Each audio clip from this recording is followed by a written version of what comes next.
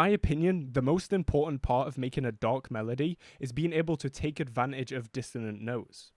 In today's video, I'm going to walk you through exactly how to make a dark melody for a hard-hitting dark trap type beat.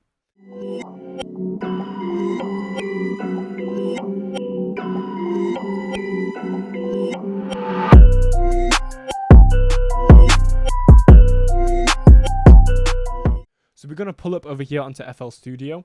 Now I'm going to start out this beat with a bell. So I've got the bell one shot here.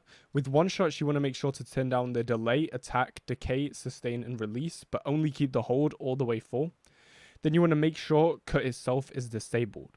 So what this does is when you play the notes, they only play for however long you hold them. Okay, so I was just enabling the cursor there so you can actually see what my mouse is doing, where it's doing it like this. Because in the previous videos you actually couldn't see, but now you can. So hopefully that helps a little more. So yeah, we're going to start constructing this melody. Like I said, we're going to take advantage of dissonant notes. Dissonance means lack of harmony between notes. Now this lack of harmony creates the dark vibes that we're searching for.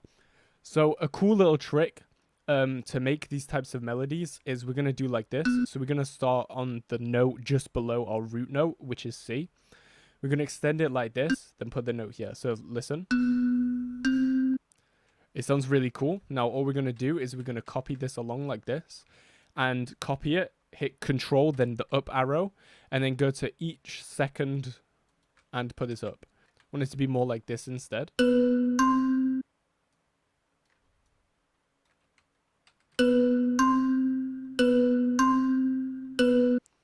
Now what we're going to do is bridge the notes between to create a nice little melody.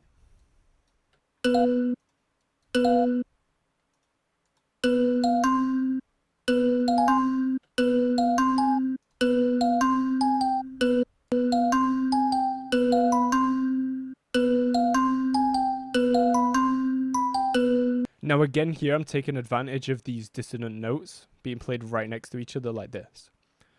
Now if you're listening to this, this probably sounds a little happy, although there is a lot of dissonance involved. It's a very, very bright sound. So we're going to put this on the first... Shit, I just opened... I pressed F1. If you press F1 on FL Studio, it pulls up like a help thing. So yeah, we don't want to do that. So yeah, we're going to pull up to the mixer track right here. And we're going to put a instance of halftime on this. Now, if you don't have halftime, I'm pretty sure you can use gross beat to do the exact same thing. And if you don't have gross beat either, I would definitely recommend investing into halftime. It's very good for your sounds to give them a darker vibe, which is what we're going for today. So let's hear what this sounds like just default.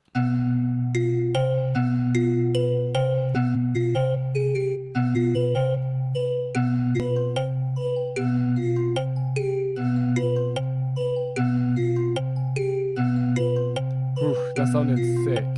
Bum, boom, bum, boom, boom, bum, bum. So yeah, then we're going to add an EQ next, and we're going to cut out all the bass, get rid of the bass, gone. We do this to create room for our bass in the future. We're going to put in some like an 808, like, you know what I'm saying? So let's get rid of that.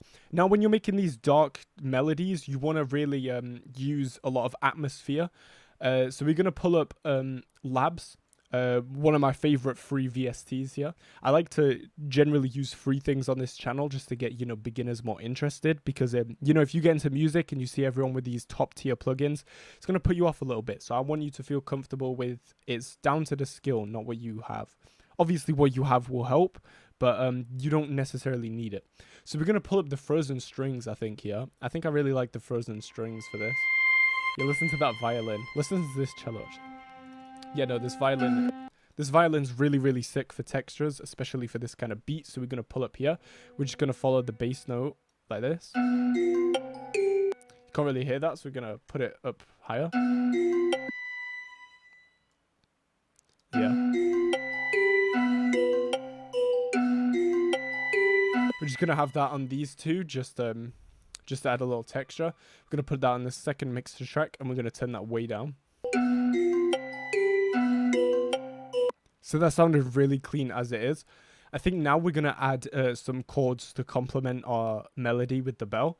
So I'm going to load up another instance of Labs and go to the piano settings, and we're going to find a really dark type piano. I'm just going to follow these bottom notes and create a chord out of it. And we're actually going to make a dissonant chord here and see what this sounds like.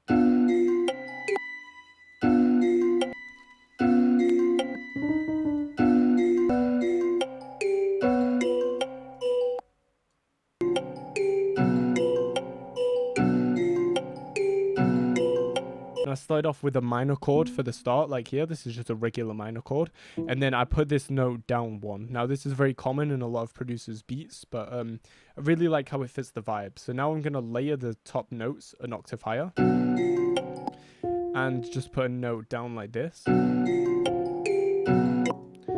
don't want it to clash with anything, but it's I'm going to put one up actually.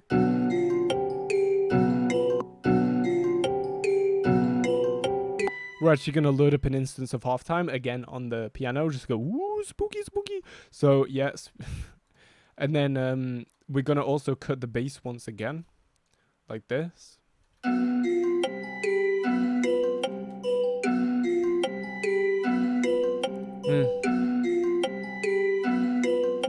Now we've got some...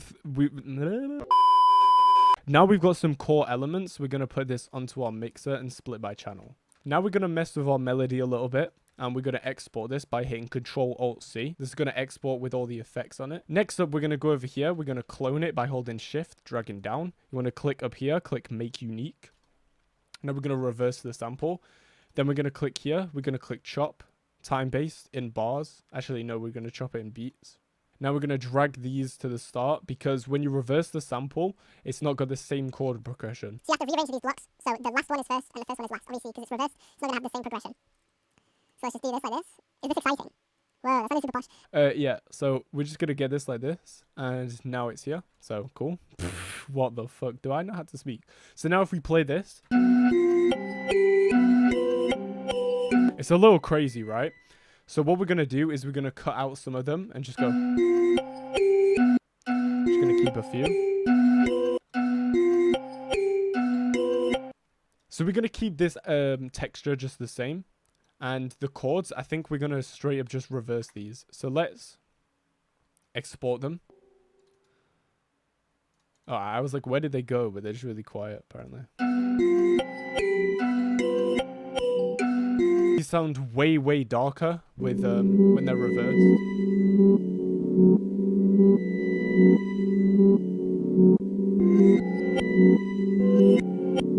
Again, I think this melody is a little too on the high end, so now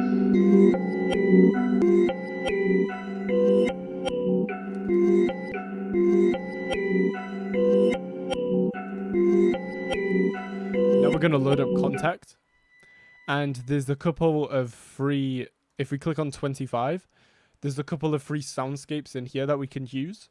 This is completely free once again. I really like this one. This one's kind of like a siren effect, which sounds really, really clean in these types of beats. So we're going to load this up, and we're essentially just going to copy the same notes that the other effects, the other textures play in, but put it up one. See what this sounds like. Sounds cool. Woo. Now I really don't like how this kind of just abruptly ends, so we're going to crossfade it a little bit. So it sounds less abrupt. We can actually just chop it here and then copy it over. Now we're going to look for some sort of like scratchy perc loop. So I'm going to search in my sounds perc loop here. I really like the sound of this one, but obviously this isn't in the same tempo.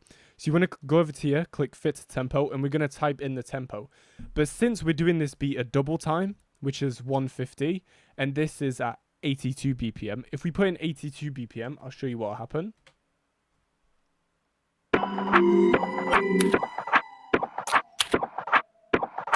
It fits, but it's playing really super fast. We don't want that. So what we're going to type instead is double of 82. So quick math, 164. Now it's really stretched out, so it sounds like this, which is more of what we're going for. But obviously we're gonna add some effects to this now. Now the reason that I want this is just for a little texture in the background. So yeah, so we're gonna pull this up over onto the mixer track, chop some of these frequencies. Now we're cutting the bass and the high end. There we go. How much better does that sound right there? Now we can start adding some drums. So we have our sounds here. Now we're gonna lay out some drums. So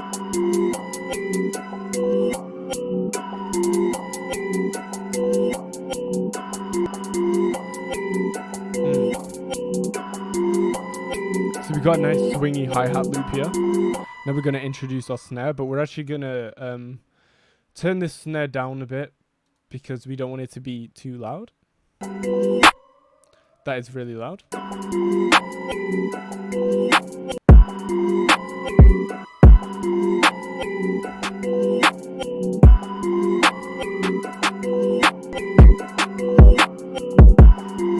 That's some chord already. Now we're going to add finally the 808 into this. I'm going to make sure it's on the right note.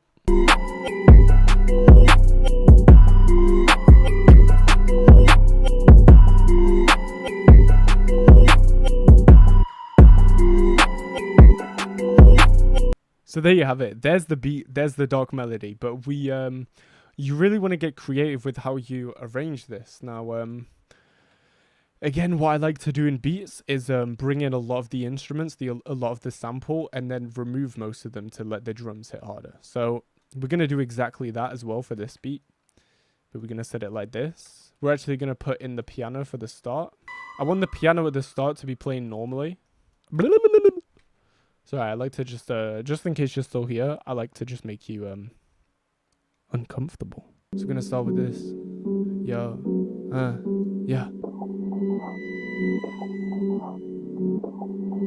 Yo, real dark, real dark. We don't want this to come in yet, so we want it to be more like this.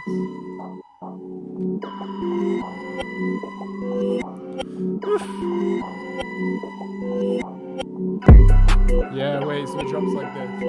Wait, let's listen to that drop. We're gonna bring in a riser right here. No, I'm actually getting excited because this sounds sick. So I like to use this perk right here, and I reverse it, and then I slide it in here. And chop the... Oh, what the flip? What the flip, man?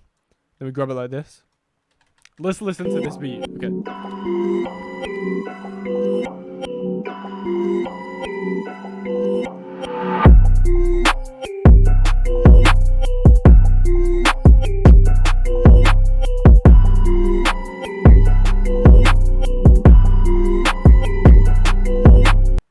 Before you speed up anything, make sure you put all your sounds onto stretch.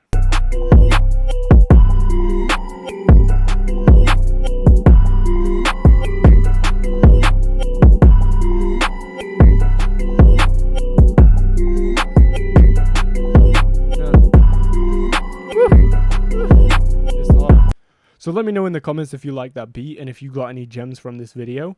Yeah, so I think this beat actually turned out great. One of the best beats I've made, like, not ever, but on, like, this channel. Yeah, hope you found this helpful. I'll see you in the next one.